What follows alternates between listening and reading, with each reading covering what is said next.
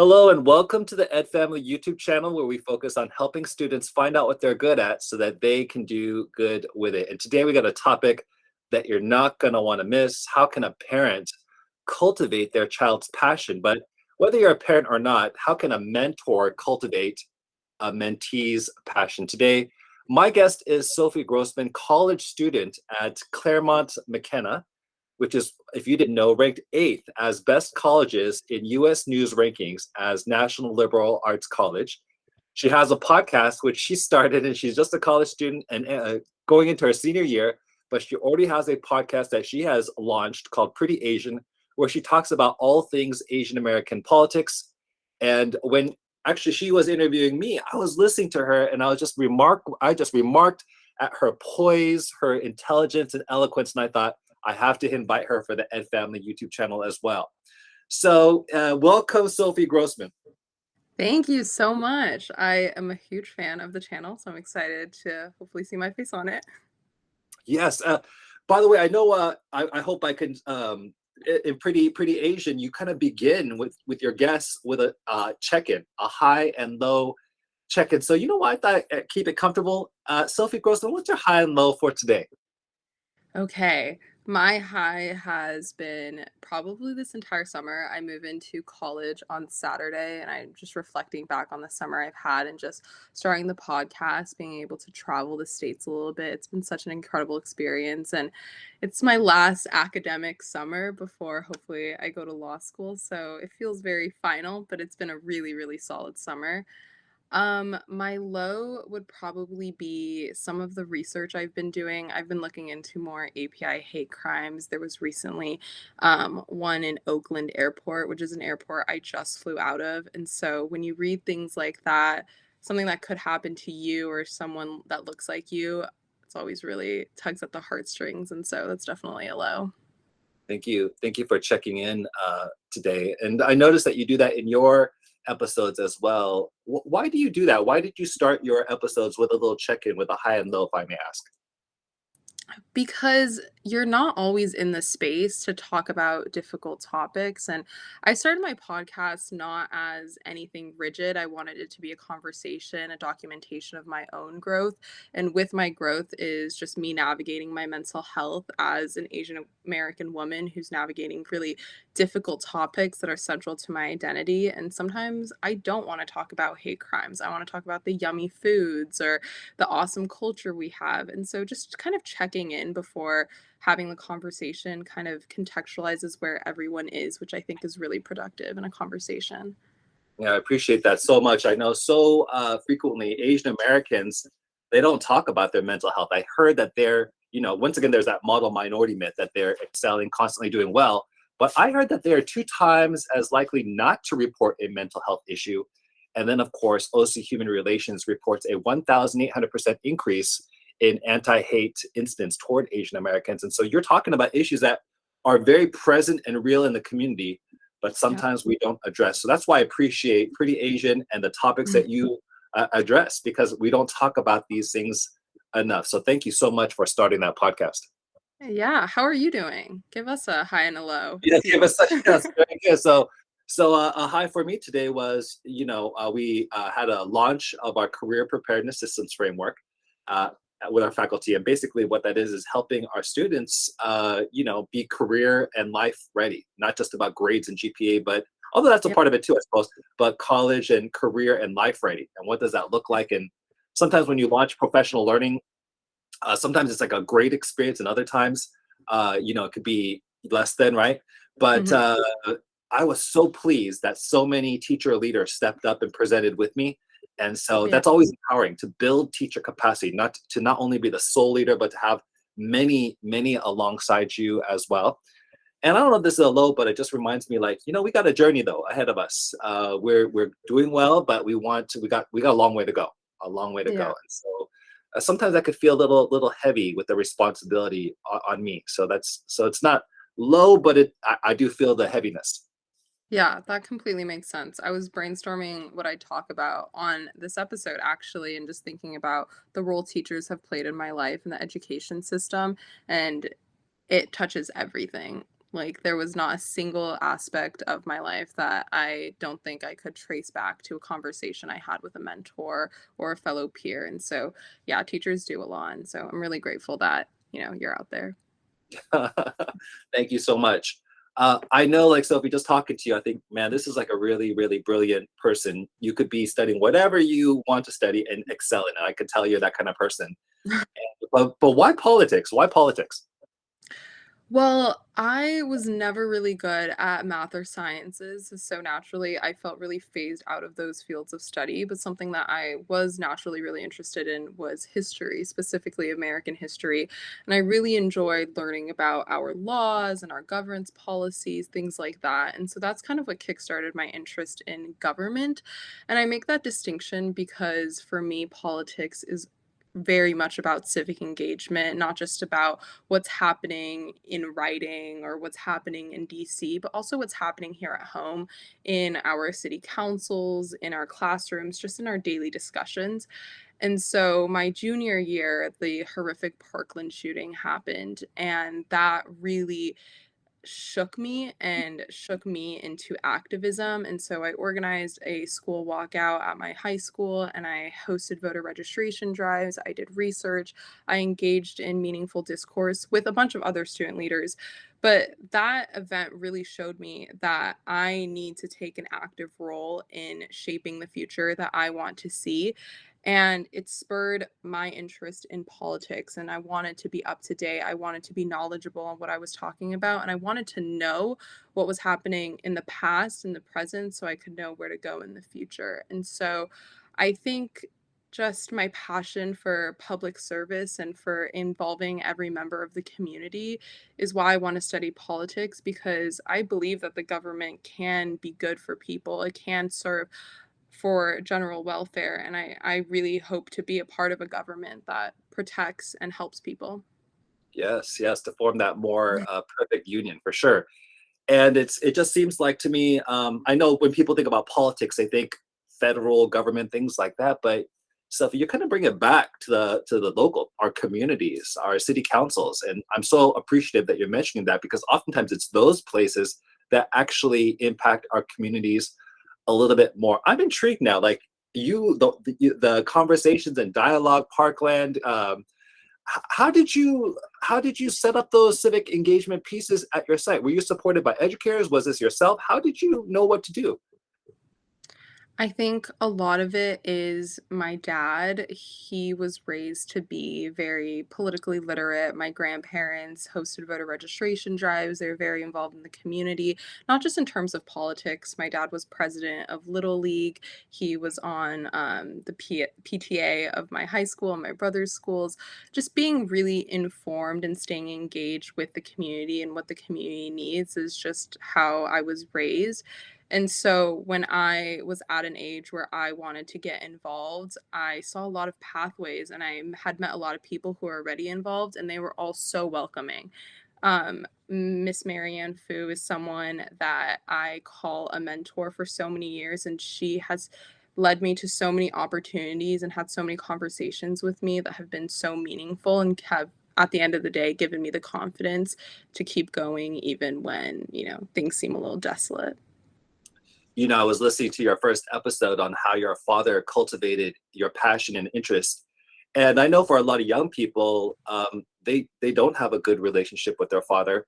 And definitely their father's not the one that's saying, hey, what are you passionate about? How did your father like work with you through the adolescent years, through, a lot of change for a lot of young people? Like, how did he nurture that passion? Like, what happened at middle school? What happened at high school? Yeah. So I grew up in Shanghai, China, and so my dad was working full time, and I went to a school where I had to take the bus for an hour and then an hour back. And so the time I spent with my dad during the weekday wasn't that much. And so when he would come back on the weekends, we would really make the time count. And he would really ask me what I was learning in school, how I was feeling, things like that. And through that, I felt like I had a really close connection, and beyond being my father, he was also just a close friend that I could talk to about what I was going through. And so when we moved to the States, obviously, it was a really big transition for my entire family, but for my dad, he decided to refocus a lot of his energy to his community, which he hadn't been able to do living overseas. And so while he was there, he became really involved at my school and in the city. And so he was aware of a lot of the opportunities, which was definitely really helpful as I was trying to navigate what I was interested in. He was there to be like, oh, maybe you should volunteer at the library, or maybe you should join a recreational basketball team, which were things that I hadn't done growing up. And so in middle school, when I was starting to figure out what I was interested in, he would always ask me, okay, but are you passionate about that? And I would always get really annoyed because I was like, I'm 13 years old. I'm not passionate about anything other than going to the Irvine Spectrum with my friends after school. And he would be like, okay, so you want to go hang out with your friends. You're passionate about your friends. You're passionate about, making them have a good day. And then you being able to explore your relationships with them. And so when I reframed it in a way where I could be passionate about everything and anything, it made it a lot easier and took a lot of the pressure off of finding the one thing I'm passionate about. And so when I became interested in politics, he continued to press me further and say, why are you passionate about that? And that's when I started to figure out that it was a journey. My passion was always going to evolve, but if I just stayed true to who I was and if I just kept communicating with people, that was okay. What a powerful story of continually following you along with the journey and just being patient and just continuing to ask the question, what are Yeah. you passionate about? Great advice to the mentors out there, parents listening. In fact, you might be talking to your 13-year-old daughter, son, and they may not respond like that well. But here's Sophie Grossman, now in college, moving on to law school, and she looks back at those times and values that. And maybe what was happening during that time was that small talk was creating that safe and vulnerable environment for the more serious talks that would come down the line later. I could talk to my dad about anything. I could answer in any way. My dad's just going to be patient and listen and care about what it is that I'm passionate about, whatever it is that I say. I could trust him with that. A real deep insight there. Thank you. Thank you for sharing. Were there any was there any aspects of your schooling that helped to cultivate your passion within the school day? Within the school day, I joined Student Council ASB, which is basically the governing student body, and we put on events for the school. We attempted to hear what the student needs are and reflect that in the events that we planned, and we would advocate on behalf of the student body to administration. And so, in that role, it felt like I had purpose that was beyond just being a student at my high school, and it taught me a lot of really useful skills like time management, being responsible with my things and other people's things, as well as how to communicate, especially when people maybe don't agree with what you're advocating for. Okay, so it sounds like there are some events and things like that.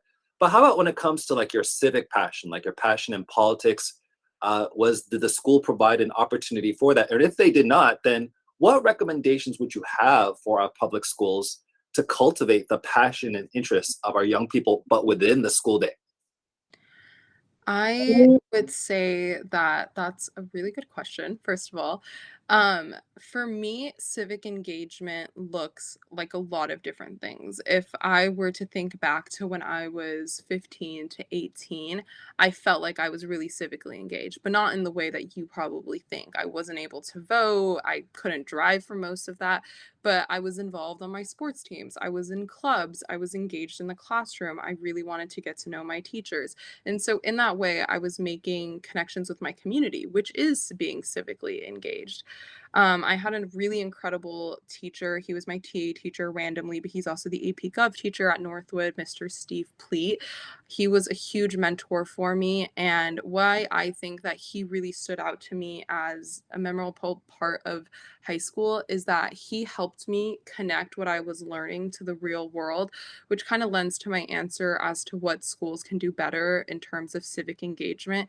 It's really awesome that I'm learning the quadratic formula and the elements and all of the history. But if I'm unable to connect all these theories to what I can do for tangible things happening today, then I don't really have any wisdom at all. And I think that what AP Gov and Mr. Pleat did for me was, okay, I understand federalism as a concept. How does that apply to actual governance? How does that apply to city council versus Congress? How does that apply to what I perceive as representation? And so I would love to see more of that in our high schools classes, just teachers explaining how the Great Depression may be related to inflation today, just so students don't see these as outdated things that happened in the past. Because, as Einstein said, the definition of insanity is doing the same thing over and over again. If you don't understand history, you're doomed to repeat it in the future. So it sounds like you just kind of hit the jackpot with Mr. Pleat. He was able to help connect the dots on so many issues. Yeah. But maybe if you didn't have Mr. Pleat, you wouldn't have been able to make as many connections. So maybe, Sophie, there needs to be more space within the day, even within the classroom and within the school, for these kinds of reflections. How is what I'm doing impacting the future? How does it make a difference? How do the dots connect? And how does this connect to my own personal passion and my own personal compassionate action that you want to take on later? Yeah, I think that connection piece from think to do is really, really important, because all students are so bright and they have so many great ideas that stem from their personal experiences and what they perceive, but transforming that into something that they're able to do, especially at an age where they might not be able to drive or have access to the opportunities adults do, is really, really important. And I really hope that educators can facilitate that transition. So Sophie, so you're basically saying that when they're young, like 12, 13, 14, 15, they should have opportunities to do this. They shouldn't just be suddenly they turn 18. Now they're an adult and they can be involved civically outside of school. This should happen early on. Is that something that you would encourage? Yeah, absolutely. I mean, young voters currently have the lowest turnout, and we can attribute that to the fact that they don't have habits of voting. And how can they? We can only vote when we're 18. So those habits are determined by our environment. When the people around us are inspiring us to become civically engaged and remain civically engaged, that's when we are able to, that's our habit and that's our natural inclination. Any final thoughts for the EdFamily YouTube channel, our listeners that are listening out there that would love to hear advice from a college student? A lot of the folks I talk to are a little bit older, but I'm talking to someone who's like young and contentious. So what would be kind of your advice to the audience listening who wants students to succeed, but kind of not knowing how to engage? I have two pieces of advice. I first want to say thank you so much for having me on. It's been such an honor. But the first thing I wanted to say is to really believe in incremental change. And that could be said about anything, whether you're trying to get fit or you're trying to learn a new instrument. Everything happens very slowly in the grand scheme of things. My dad used to tell me, if I told you to double your brain size by 50% by tomorrow, you'd be like, that's an impossible task. But if I told you to just do 1% every single day, you'd get there in 50 days. And at the 50-day mark, you'd be like, wow, that was such a smoother process than me just trying to cram everything at once. And so I know it's really frustrating to wait, and the unknown is really scary, but just trusting that if you're doing the right thing, you are engaging in that incremental change, and someday you're going to get there. And in that same vein, making outlines has been really, really helpful for me to see the grander picture, because we're so stuck on seeing, okay, school starts next week, these are the things I need to get done. If we just pull back a little bit and say, okay, this is the next school year, which is going to lead into something else, hopefully something else, it's easier to not put as much pressure on tomorrow and just kind of reflect on the bigger picture and find a lot of comfort in that. Love that. Just one step at a time, incremental change over time, and then creating a plan. And maybe schools can be a part of that, helping Yeah. students to make a plan for themselves, celebrating each moment, having space in the day to kind of think about their next step. And then when they do make a great next step, celebrating that next step. That just sounds like wonderful, wonderful advice. Friends, I just definitely want to once again highlight Pretty Asian, where Sophie Grossman talks about all things Asian American politics. I've shared on this channel that when I was a young student, I never had a teacher that looked like me in all my K through 12 education, but that also includes board members, politicians, and so forth. And so here's a channel that is talking about these things, and maybe a first for me as well. So Sophie Grossman, keep that up. I'm going to be listening. And so thank you so much for leading that podcast and being on our channel today. Thank you so much for having me. If there's anything else I can do, please don't hesitate to reach out.